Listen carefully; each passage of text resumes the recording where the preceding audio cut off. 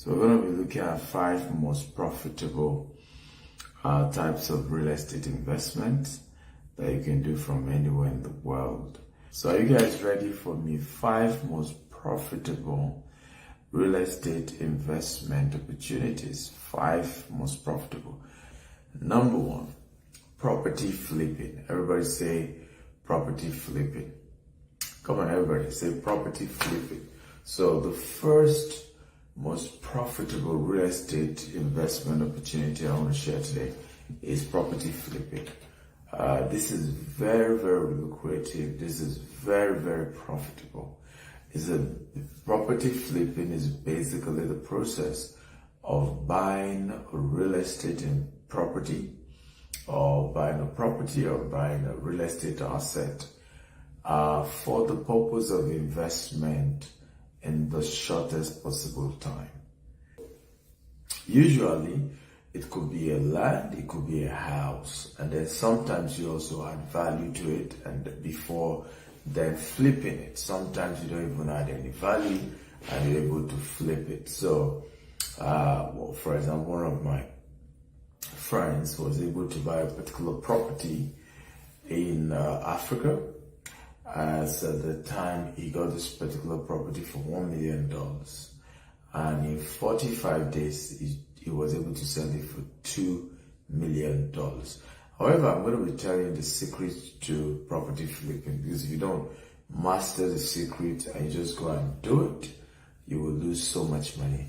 Also, it's very important that if you're going to do any of these teachings that I'm sharing with you, you get a mentor, you get a partner.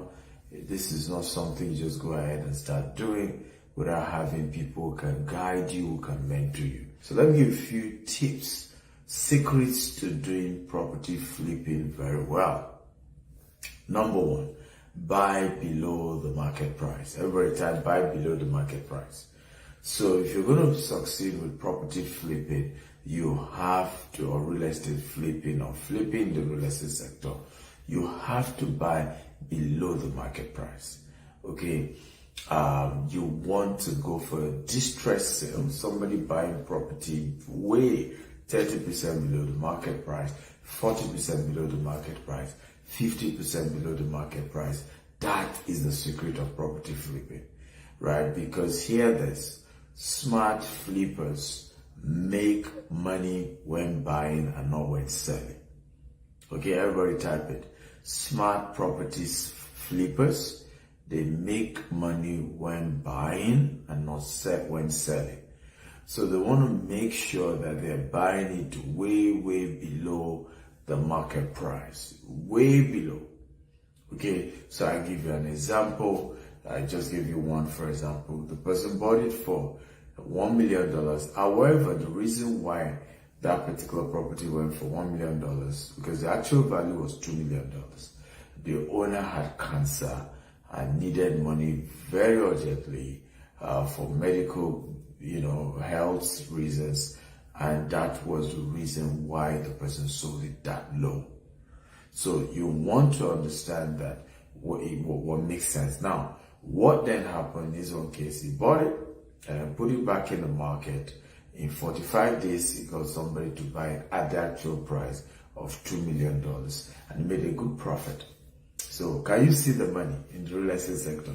If you can see the money, type, I can see the money, I can see the money, I can see the money. Number 2, secrets of succeeding in property flipping. Number 2. Now, this is still under number 1 of the 5 most profitable real estate investment opportunities, right? Number 2, strategy to be able to do property flipping very well. Okay, number 2, and this is very, very key, right? Very, very key. You don't even want to joke with this, is your ability to trade with cash. Everybody say cash. Okay, everybody say cash. So usually, you're buying below market price. Remember, that's number 1 that you must do when you're doing property flipping. Number 2, what then really helps you to be able to buy below market price? Because you have cash. So it's a cash business. When people realize that, yes, they were supposed to sell the property for $1 million, but when you say, hey, I have $500,000 cash, I'm not doing flexible payment, I'm doing outright payment, I'm giving the money all at once. Now you can bargain. Now you have the power to bargain. One of the powerful principles or secrets of Donald Trump, I don't know if you know Donald Trump. If you know Donald Trump, the real estate tycoon who eventually became the American president. Hey, Dr. Daniel Moses, good to see you. How you doing today? Right, so Donald Trump was able to buy a property, particular hotel that literally closed in New York. He was able to flip the conversation that was helping the city, and Donald Trump got 40 years tax break. Now hear this. This is the most ridiculous story I've ever heard. This is a real story. Donald Trump was refurbishing that hotel for less than $100 million. Yet he was able to get a tax break for over $160 million.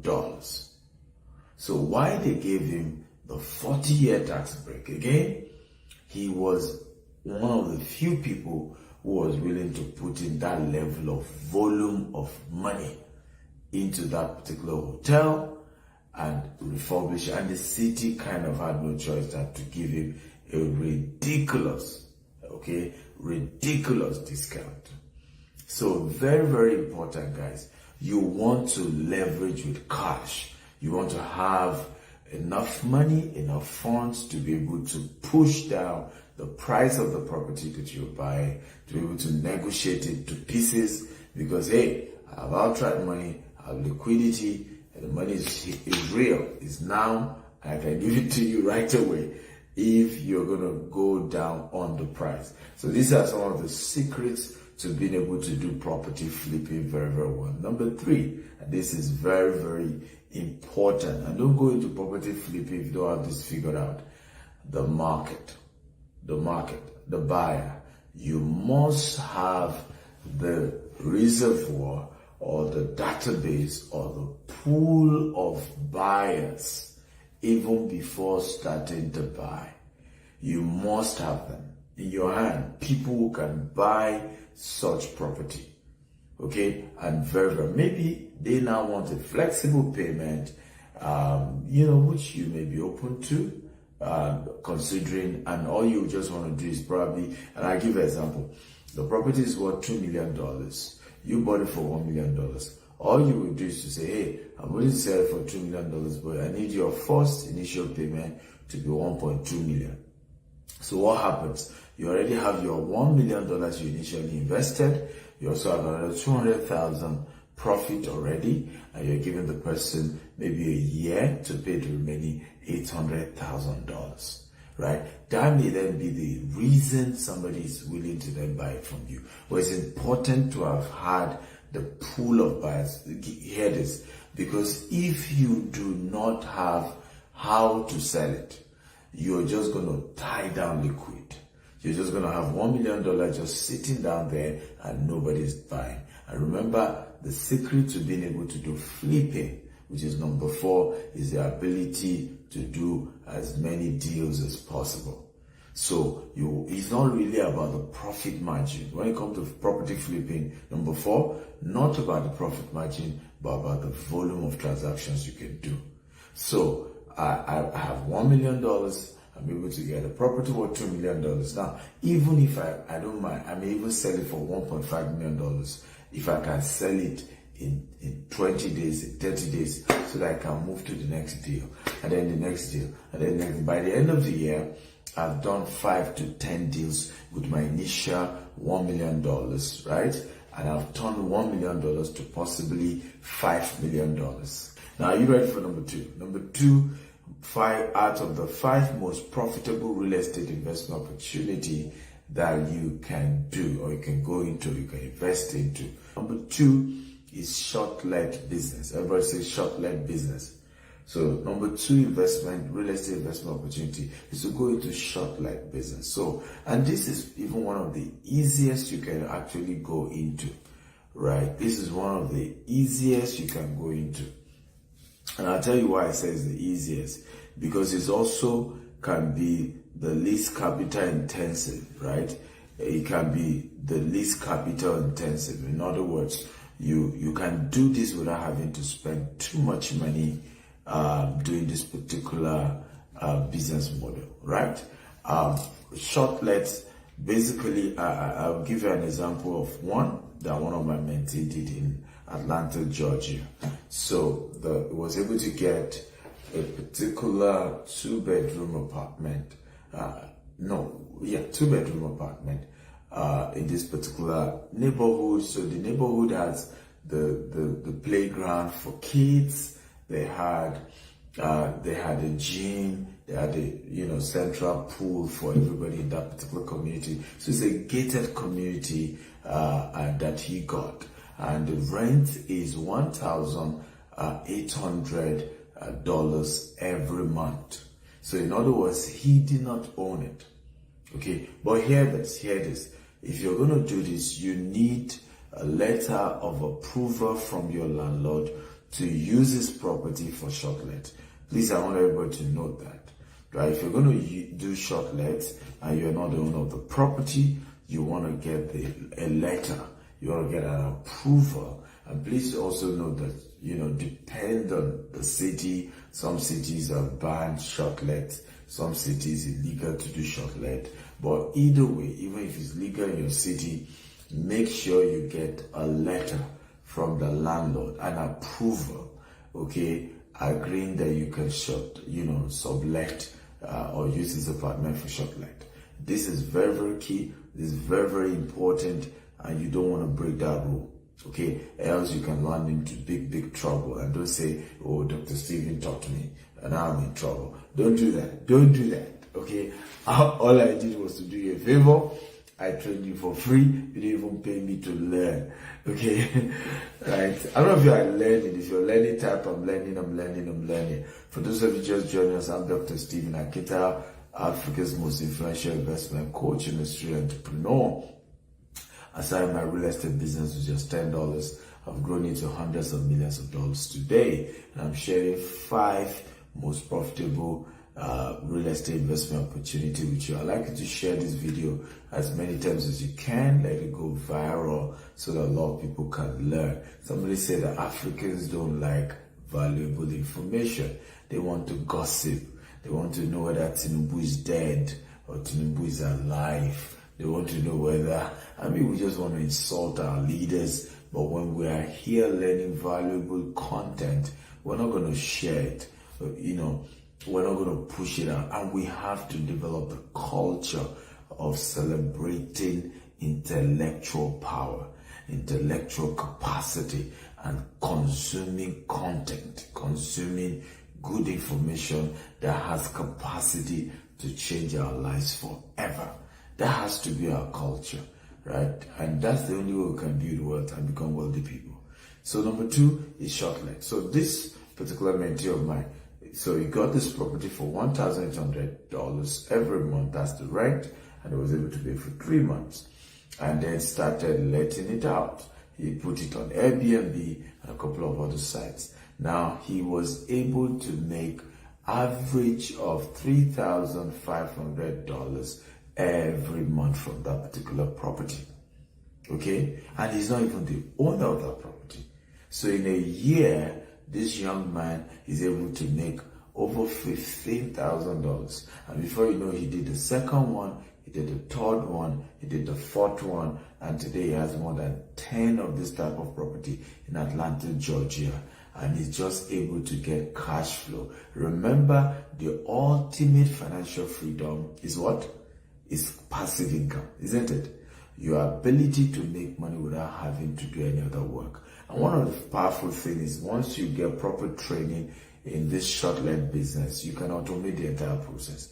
You can even have digital keys where when anybody gets to rent the place, they just get a mail with the code to be able to enter into the property. So you're not having to go and say, I'm opening the house for them. No, they just get a code, they put in the code, and the code is timed based on how long they've paid. So the day their payment expires, the code stop working. If they extend, it gives them another code. The same thing with cleaning, right? There are cleaning companies that you can engage. Anytime a guest is out, they go there, they clean it up. There are a couple of other incentives. You can also partner with wine companies who just release new wine. A lot of wine companies do wine testing. They're looking for people who they're just going to give the wine. And that's one of the strategies. I don't know if you know Obi Kubana. He started this Odogu bitters, and what has he been doing recent times? He goes to meet people and give them the Odogu bitters. What he's doing is testing. The more he push that out, the more people taste it, the more they get used to it, the more they begin to demand it. Also, the more people see high net worth people or certain caliber of people who are the ones who are, taking those drinks, the more the people want to take it. So you can even get companies to give you wine for free, literally, and you're going to put an extra bonus wine for whoever is coming to your apartment. There's you can always decorate the bedroom with artificial root flowers and just give them that presidential welcome, right? And that is a powerful thing you can do. And shortlet is done anywhere in the world. You can do shortlet in Nigeria. However, another secret to shortlet business, if you're going to work, is that you have to do it in high-brow places or close to the airport or close to a university. It has to be a location where tourists come, where strangers come, where people come, or high network locations. So, it's very, very key. So shortlet, for example, will do very well in, places close to, let's say, New Jersey, but close to New York, right?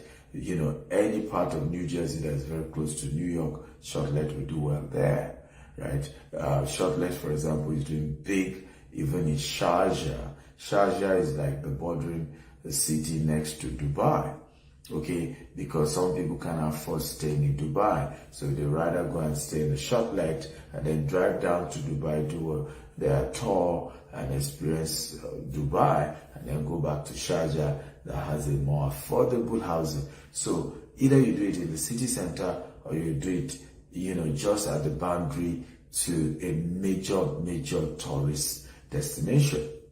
The other secret I'm going to be sharing under shortlet apartment is that you can also get a particular property and renovate it. So there could be a situation whereby this property was just so big rooms, big this, big that, and you can renovate it and just turn a 3-bedroom. In fact, Daniel Moses does this very well.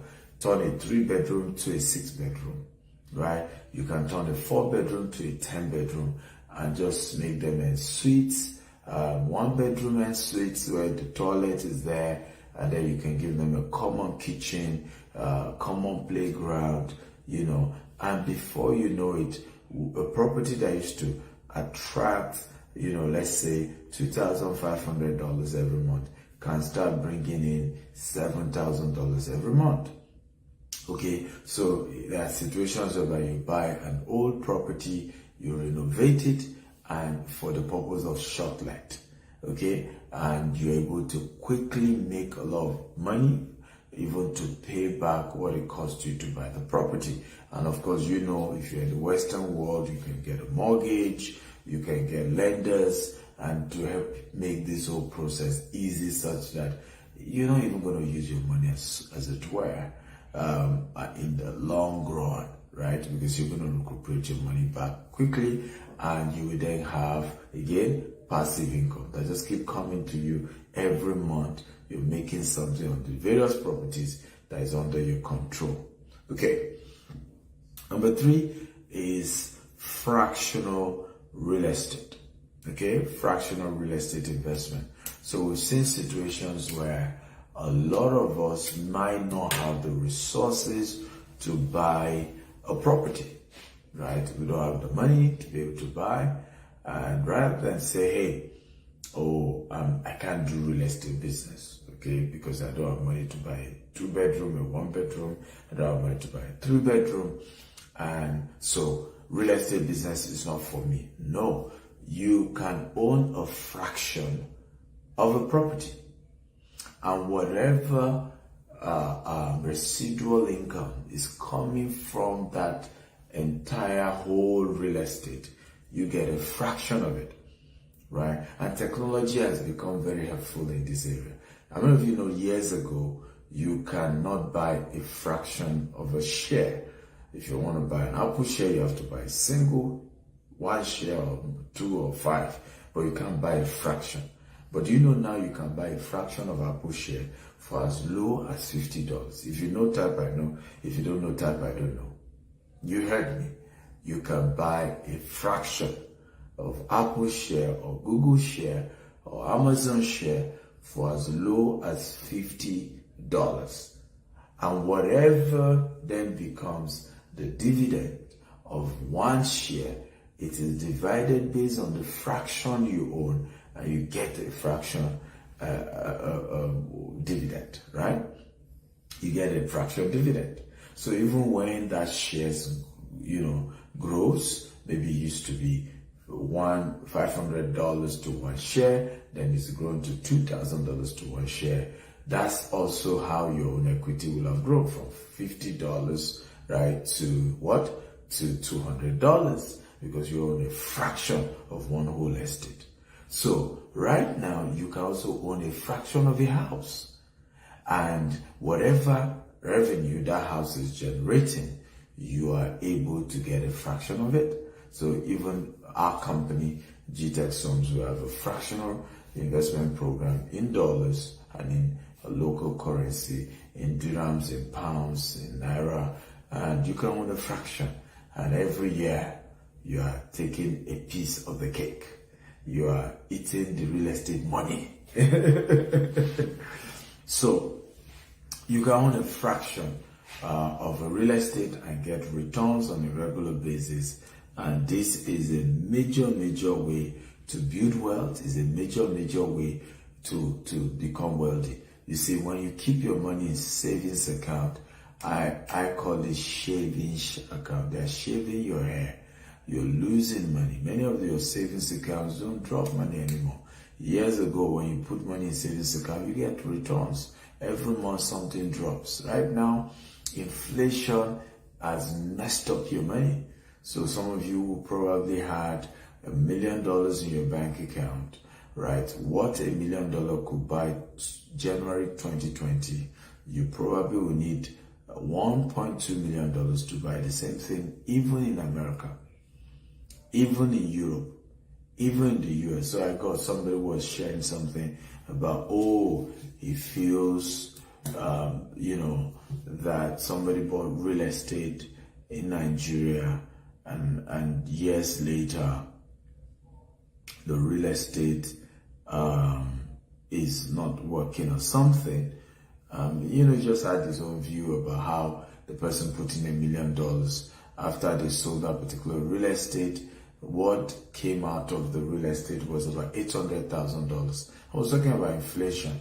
Inflation is all over the world. It didn't just happen in America. Inflation happened all over the world.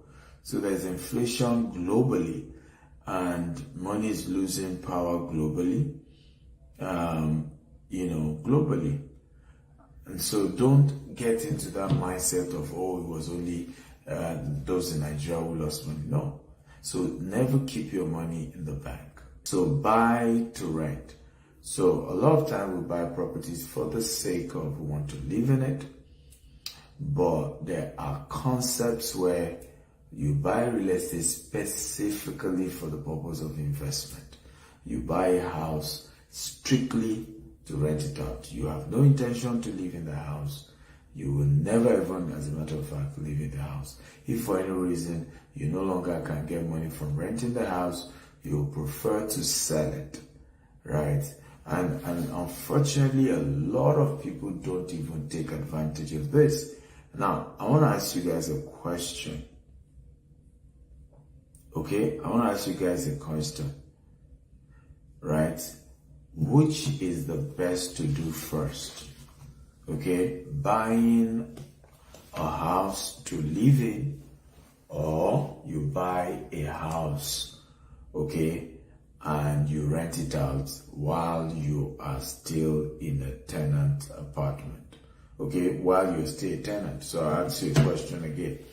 Which is best for you to do? You buy your own house that you're going to be living in first, or you buy the house that you're going to be renting to people to generate cash flow while you might still be living in a rented apartment. Which is the best? I'm waiting for all of you to give me an answer. Promise has shared this video 23 times. Thank you, Promise. I love you and thank you, guys. All of you just joined us. I'm Dr. Stephen Akita, Africa's most influential investment coach and a serial entrepreneur. And I'm sharing 5 most profitable real estate investment opportunity that you can take advantage of. As you're joining us, kindly share this video across all social media platforms, on Facebook, on WhatsApp, on LinkedIn, across all platforms, and share. Let this video go viral. So somebody say he will buy a house to live in before buying the one that he's going to rent out. Okay? One says, so which one? The question I'm asking is that, which of the properties should you buy first? The house that you're going to live in, or the house that you're going to rent to other people, even though you're still a tenant, you already own houses, just that you decide to rent out the house that you own, and you are still a tenant somewhere. So which one is better? So Ludari Abraham said, buying a house to rent out to generate cash while I remain a tenant, even as a neighbor in my own house. But some people will tell you that doesn't make any sense. I will buy to rent it while I live as a tenant. So those who said they are going to, buy a house and they're going to rent it out and continue to live as a tenant are correct, because the house you buy and you live in is not an asset, it's a liability. When you own a house, there's a lot of, bills on it. In some countries, you even pay tax on the house, right? You have other bills like maintenance. You have a lot of maintenance costs that also come to you because you own the house. A lot of bills you can transfer to the tenant, okay? So it's usually wiser that the first set of houses you're going to own, you are owning them for the purpose of cash flow. And you need to know this, because the house you're going to live in is going to be built differently from the house you intend to rent out.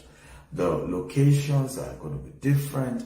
The factors are going to be different. So you need to know from day one whether you're going to first get a house for purpose of investment, for purpose of renting it out and creating cash flow, or you want to first build your own house to impress everybody, build your massive house in the village, let everybody know that you have arrived. These are some poverty cultures that a lot of us have done, and it has kept us from building lasting wealth. It's always wise to, I want to ask you another question, right? Is mortgage an asset or a liability? Okay, come on, I want quick answers. Is mortgage an asset or a liability? Take a mortgage, right? You get a house on mortgage, right? And you are living in your house. Is it an asset or a liability, right? I mean, you got this house, you decide to live in it, you only drop 20%, you're able to get a mortgage, a lender gave you 80%, and you have 30 years to pay, right? That decision, is it an asset or a liability? So Samuel says it's a liability, Abraham says an asset, right? Owunda says liability. So those of you who say liability, why is it a liability? Because people need to know why, right? A lot of times people don't even know exactly why things are done the way they are done, okay? And you must know, because if you don't know, you will keep making mistakes, and you must know. So a mortgage is a liability, okay? Yes, it is. Why? Because that house is not going to generate more money. Nope, nope. And guess what? Your lender will take their charges even before taking money for, when you start paying the mortgage, right? The first set of money they're deducting is not towards the mortgage. It's just the lender's charges, bank charges and all of that. So many of you don't know that the first, sometimes 2 years, sometimes 3 years of all sometimes 5 years, the first payment you're making for the first 2 to 5 years is not even towards the mortgage. And this is why at the end of the day, when people default on their mortgage, they end up realizing that the lender end up saying they sold the property below the market price. As a result, they are not even giving you anything. Even the equity you said you have built, you are not getting anything on that property, because you didn't know that a mortgage is not an asset, it's a liability, except you then decide to rent it out. So if you take a mortgage for a property that you intend to rent out, what will happen is that your tenant will be the one paying for the mortgage, and they will even give you change, right? So there are properties where the mortgage on it is $2,000 every month, and if you are smart about the process, you can be earning $4,000 every month on that same property, meaning your tenant is paying for the property, and you're still getting extra $2,000 every month on a property that is even on mortgage. Are you learning something? How many of you are seeing real estate money? How many of you can come on, talk to me, guys? Can you see the real estate money? So when people tell you, oh, there's no money in real estate, there's so much money. You just need to open your eye and see. Some have eyes but cannot see.